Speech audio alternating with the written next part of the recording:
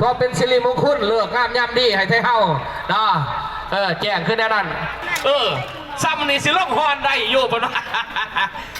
โดยเฉพาะเป็นทานกระพอนบอกเมืองซ้ำเป็นว่าโอ้ยพอที่มีกระบางปะนะ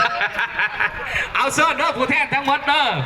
แกเขารวมทั้งหมดเซิร์นไปแล้วกันประเดี๋ยวสร้างภาพพวกเขาดีเป็นสิริมงคลเมื่องามยามดีปีใหม่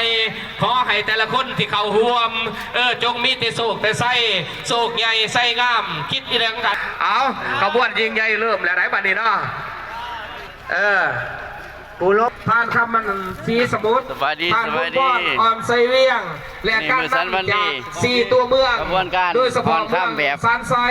เมืองไซเสนาเมืองภูวงเมืองสนามไซนะขอให้ได้ฮอนเพื่อได้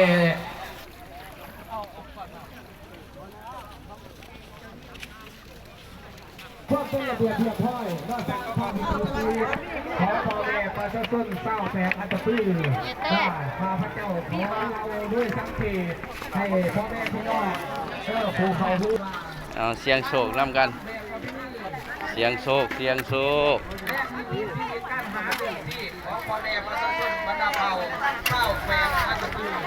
เพื่อคน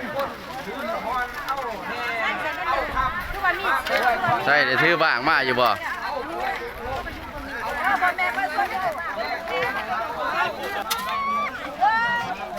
เอาลงตัวนี้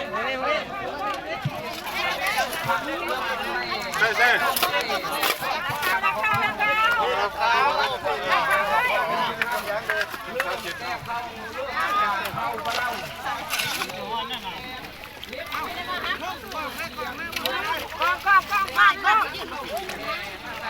นั่นครับไปกองคุณเนี่ยการจะเมื่อคุณนะครับไม่ใช่เลยเห็นตาเลยพี่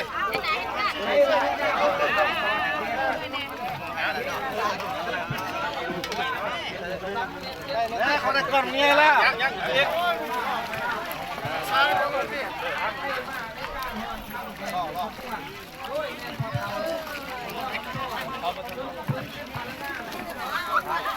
พอเท่า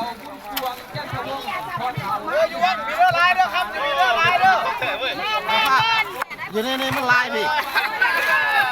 นี่เพื่อครับอยู่ต้องเลี้ยงจะมาต่อยหรอกโอ้ลูกแก้วในร้านกระดาษโอ้ยป้าจะกินไม่ได้เลยแก้วในร้าน